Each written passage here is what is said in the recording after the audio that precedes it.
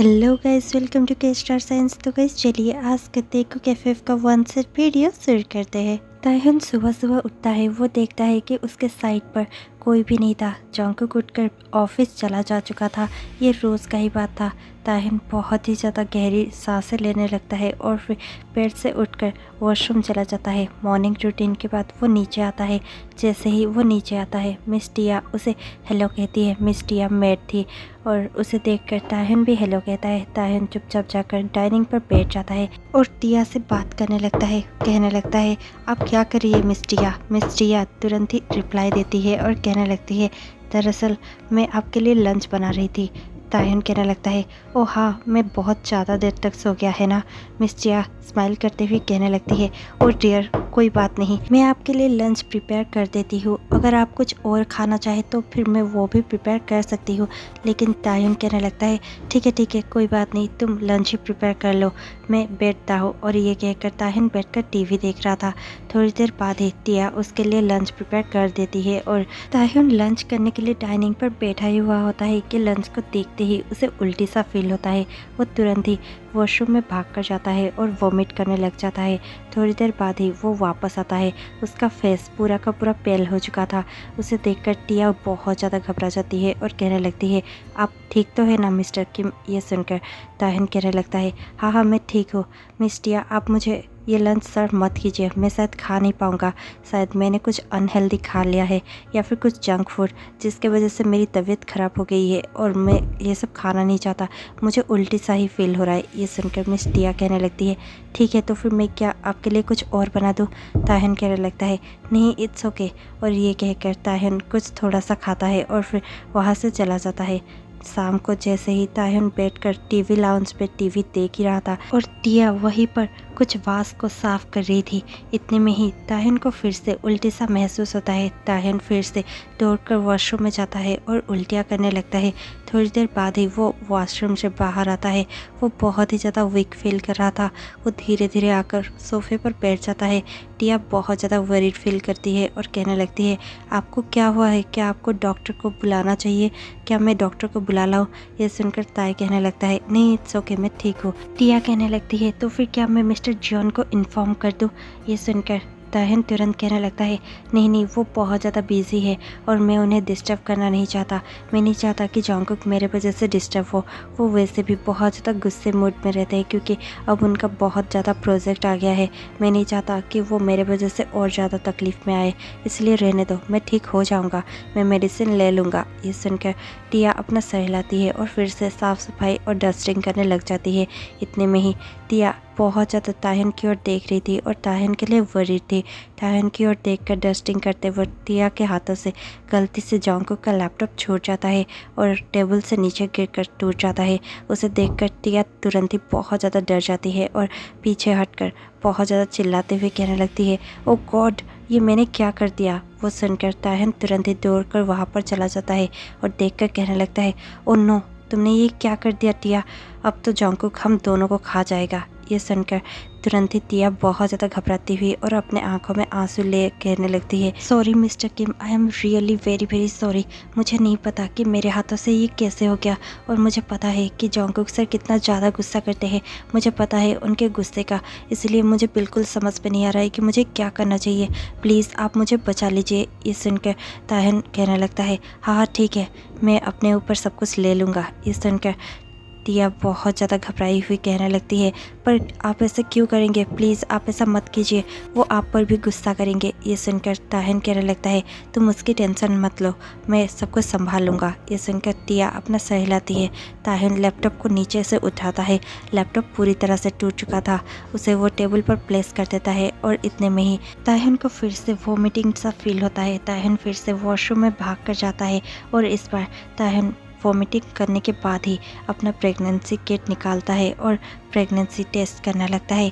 थोड़ी देर बाद ही जैसे ही उसकी नज़र टेस्ट किट पर पड़ती है, उसके आंखें बड़ी बड़ी हो जाती है। उसके चेहरे पर एक स्माइल आ जाता है और वो मन ही मन में सोचने लगता है, क्या ये सच है? क्या हम पेरेंट्स बनने वाले हैं? जंगकुक को जब ये पता चलेगा वो बहुत ज़्यादा खुश होगा। मैं आज ही उसे ये सब बता देने वाला हूँ। ओह मैं कितना ज़्यादा खुश हूँ। ये सब सोचकर तायहन अपना किट को वहीं पर प्लेस कर देता है और चुपचाप बेडरूम में चला जाता है और वहाँ पर थोड़ा सा लेटा ही हुआ होता है कि उसे नींद आ जाती है। वो सो जाता है। थोड़ी देर बाद ही रात में जॉन्गकुक घर लौटता है। वो अपने बेबी को सोता हुआ देखकर स्माइल करता है और चुपचाप जाकर उसके पास ही बेड पर बैठ जाता है और उसके बालों को सहलाता हुआ उसी को देख रहा होता है। जॉन्गकुक तायहन की आंखों को बहुत ही ज़्यादा अच्छे से देख रहा होता है और उसके फेस को बहुत ज़्यादा निहार रहा होता है और स्माइल कर रहा होता है। थोड़ी देर बाद ही जॉन्गकुक तायहन को हक कर लेता है और उसी के पास सो जाता है। नेक्स्ट डे जैसे ही तायहन की नींद खुलती है वो देखता है कि जॉन्गकुक ऑफिस के लिए रेडी हो चुका है। तायहन तुरंत ही उठकर आ जाता है और जॉन्गकुक को बेक हक कर कहने लगता है, ओ डार्लिंग तुम क्या अब से ऑफिस जाने वाले हो? जॉन्गकुक कहने लगता है, हाँ मेरी आज एक बहुत इंपॉर्टेंट मीटिंग है इसीलिए मैं जाने वाला हूँ। ये सुनकर तायहन कहने लगता है, क्या तुम्हारे पास थोड़ा सा टाइम है? जॉन्गकुक कहने लगता है, ओ ताय I am getting so let, please मैं आकर बात करता हूँ। ये कहकर जॉन्गकुक तुरंत ही अपने सारा फाइल बैग में डाल देता है और तायहन को साइड करते हुए वो नीचे जाने लगता है। जैसे ही वो नीचे पहुंचता है वो अपना लैपटॉप उठाता है, लेकिन जैसे ही वो लैपटॉप उठाता ही है कि उसे पता चल जाता है कि उसका लैपटॉप टूट चुका है। वो उसका कंपनी डिवाइस था जिसपे सारा डिटेल्स और इन्फॉर्मेशन था अपकमिंग डील्स का और सब कुछ। वो सब देखकर जॉन्गकुक बहुत ज़्यादा गुस्सा हो जाता है और फिर चिल्लाते हुए वो तायहन का नाम लेता है और कहने लगता है, दे ये सब क्या है? तायहन बहुत ज़्यादा घबरा जाता है और दौड़ते हुए वो नीचे जाने लगता है और कहने लगता है, क्या हुआ बेबी, तुम इतना ज़्यादा चीख क्यों रहे हो? और इतने में ही तायहन की नज़र लैपटॉप पर पड़ती है। जैसे ही वो लैपटॉप को देखता है तायहन समझ जाता है कि अब क्या होने वाला था।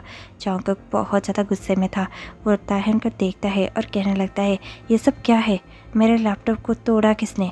बताओ किसने तोड़ा इसे? ये सुनकर तायहन बहुत ज़्यादा घबरा जाता है और हड़बड़ा कर कहने लगता है वो दरअसल। और इतने में ही जॉन्गकुक उसकी बातों को काट देता है और कहने लगता है, क्या ये सब तुमने किया? तुम्हें पता है ना इस पर कितनी ज़्यादा इन्फॉर्मेशन थी और ये मेरे लिए कितना ज़्यादा वैल्यूबल है। इसके बगैर मैं आज मीटिंग में क्या प्रेजेंट करूँगा? तुम्हें पता है ना इसके वजह से मुझे फ्यूचर में कितना ज़्यादा लॉस होने वाला है। ऐसे तुम कैसे कर सकते हो? और इतने में ही तायहन कहने लगता है, ये सब मैंने नहीं किया। और तायहन कुछ और कहता इससे पहले ही जॉन्गकुक ने उसके गाल पर एक खींचकर तमाचा लगा दिया था। तायहन अपने गाल को पकड़े हुए अपने आंखों में आंसू लिए सिर्फ जॉन्गकुक को देख रहा था। जॉन्गकुक कहने लगता है, ओ प्लीज़ अब रोना बंद करो, क्योंकि तुमने जो किया है पता है ना तुम्हें क्या किया है तुमने? मेरा सारा इन्फॉर्मेशन चला गया और गॉड मैं अब क्या करूँगा? और ये सब कहकर जॉन्गकुक बहुत ज़्यादा गुस्सा करने लगता है। इतने में ही तायहन फिर से एक्सप्लेन करने की कोशिश कर रहा था और कह रहा था, प्लीज़ जॉन्गकुक एक बार मेरी बात सुन लो। और ये सुनकर जॉन्गकुक और भी गुस्सा हो जाता है और चिल्लाकर कहने लगता है, शट अप, कुछ कहने की ज़रूरत नहीं है। तुमने जो कहना था वो कर दिया और कह भी दिया, मैं कुछ नहीं सुनूंगा। इतने में ही वहाँ पर भागती हुई टिया आ जाती है। टिया बहुत ज़्यादा घबराई हुई थी। टिया वहाँ पर हड़बड़ाती हुई आती है और कहने लगती है, प्लीज़ सर आप ताय सर को कुछ भी मत कहिए। ये सुनकर जॉन्गकुक उसकी और बहुत ज़्यादा कन्फ्यूजिंग नज़रों से देखता है। इतने में ही तायहन अपने रूम में चला जाता है। जॉन्गकुक टिया को गुस्से से देखता है और कहने लगता है, तुम यहाँ पर क्या कर रही हो? ये सुनकर टिया कहने लगती है, प्लीज़ सर ये सब मेरी वजह से हुआ है। मेरे हाथों से ही एक्सीडेंटली ये लैपटॉप नीचे गिर गया था और टूट गया था। ताय सर आपको यही बताने की कोशिश कर रहे थे। वो बहुत ज़्यादा इनोसेंट है, उन्होंने कुछ नहीं किया। जो भी हुआ है वो मेरी वजह से हुआ है। अगर आपको अपना गुस्सा निकालना ही है तो प्लीज़ मुझ पर निकालिए, वो बेकसूर है। ये सुनते ही जॉन्गकुक का गुस्सा और भी बढ़ जाता है। वो गुस्से से टिया को देखता है और कहने लगता है, टिया जब मैंने पूछा कि ये लैपटॉप किसने तोड़ा तब तुम क्या मर गई थी? तुम आकर यहाँ पर कह नहीं सकती थी कि ये तुम्हारे वजह से हुआ है। मैंने खामखा ताई को इतना ज़्यादा डांट दिया। ये सुनकर टिया अपना सर झुका लेती है। जॉन्गकुक भागते हुए अपने बेडरूम में जाता है। जैसे ही वो बेडरूम में पहुंचता है वो देखता है कि ताई ने खुद को वॉशरूम में लॉक कर दिया है। जॉन्गकुक जोर जोर से दरवाज़ा को बहुत ज़्यादा नॉक करने लगता है और कहने लगता है, प्लीज़ ताई दरवाज़ा खोलो। आई एम सॉरी बेबी, मुझसे बहुत ज़्यादा गलती हो गई। मुझे तुम पर हाथ नहीं उठाना चाहिए था और ना ही तुम्हें इतना ज़्यादा सुनाना चाहिए था। मुझे तुम्हारी बातें सुन लेनी चाहिए थी। प्लीज़ दरवाज़ा ओपन करो, हम लोग बात कर सकते हैं। प्लीज़ ओपन करो। और ये सुनकर ताई सिर्फ रोए जा रहा था। वो गुस्से से अंदर से कहने लगता है, कोई ज़रूरत नहीं है, तुम चले जाओ यहाँ से। ये सुनकर जॉन्गकुक कहने लगता है, प्लीज़ बेबी तुम बाहर आ जाओ, हम लोग बैठ कर बात कर सकते हैं, please I am so sorry. ये सुनकर तायहन कहने लगता है, प्लीज़ मुझे बेबी या फिर लव बुलाना बंद करो और चले जाओ यहाँ से। ये सुनकर जॉन्गकुक कहने लगता है, प्लीज़ बेबी समझने की कोशिश करो, उस पर मेरी सारी डॉक्यूमेंट्स और इन्फॉर्मेशन थी, अपकमिंग डील्स के सारी इन्फॉर्मेशन थी और मेरी मीटिंग्स के भी डिटेल्स थी जो आज मैं सबमिट करने वाला था। तुम्हें पता ही होगा कि हमें कितना बड़ा लॉस हो सकता है, इसीलिए मैं बहुत ज़्यादा घबरा गया था और डर गया था, उससे भी ज़्यादा पता नहीं कैसे। तुम्हें तो पता है ना मेरे एंगर इश्यूज़ का, मैं गुस्सा बहुत जल्दी हो जाता हूँ और उस पर कंट्रोल नहीं कर पाता। Please I am sorry, I love you, you know ना। और ये सुनकर थोड़ी देर बाद ही ताहिन अपना रूम का दरवाज़ा ओपन करता है और वॉशरूम से बाहर आ जाता है। उसका फेस पूरा का पूरा लाल हो चुका था। जॉन्गकुक को उसका फेस देखकर बहुत ज़्यादा बुरा लग रहा था। ताहिन रोते रोते बाहर निकलता है और अपने आंसू पोंछ कर कहने लगता है, तुम्हें एक बार मेरी बात सुन लेनी चाहिए थी जॉन्गकुक। और ये कहकर ताहिन चुपचाप अपने बेड पर चला जाता है और बेड पर एक साइड पर सोकर उस साइड का लैंप ऑफ कर देता है और चुपचाप सो जाता है। जॉन्गकुक बहुत ज़्यादा बुरा फील कर रहा था और गिल्ट भी, और वो भी चुपचाप ताई के साइड पर चला जाता है और अपने साइड का लैंप ऑफ कर उसके साइड पे ही सो जाता है और ऑफिस नहीं जाता। जॉन्गकुक और ताहिन थोड़ी देर तक लेटे ही होते हैं। थोड़ी देर बाद ही ताहिन का नींद खुलता है और ताहिन अपने कामों में लग जाता है, लेकिन वो जॉन्गकुक को बिल्कुल भी बातें नहीं कर रहा था। वो दिन ऐसे ही बीत जाता है। नेक्स्ट डे जॉन्गकुक अपने ऑफिस नहीं गया हुआ था। जॉन्गकुक ने अपने ऑफिस से छुट्टी ले ली थी। जॉन्गकुक खुद ताहिन के लिए ब्रेकफास्ट बना रहा था। जैसे ही ताहिन उठता है वो फिर से देखता है कि उसके बेड के साइड में जॉन्गकुक नहीं है। उसे लगता है कि जॉन्गकुक ऑफिस जा चुका है, इसलिए ताहिन चुपचाप अपने मॉर्निंग रूटीन ख़त्म कर नीचे जाता है। जैसे ही वो नीचे पहुंचता है वो देखता है कि टिया की जगह जॉन्गकुक खुद ब्रेकफास्ट बना रहा है। वो देखकर ताहिन को बहुत ज़्यादा शौक लगता है, लेकिन ताहिन कुछ भी नहीं कहता। उसे अब भी बुरा फील हो रहा था। वो चुपचाप डाइनिंग पर जाकर बैठ जाता है। जॉन्गकुक स्माइल करते हुए उसके पास आता है और उसके फॉरहेड पर किस कर कहने लगता है, I am sorry baby, please मुझे माफ़ कर दो, प्लीज़ ये ब्रेकफास्ट कर लो। और ये कहकर वो ताहिन को ब्रेकफास्ट सर्व करने लगता है। दोनों ही ब्रेकफास्ट करने लगते हैं।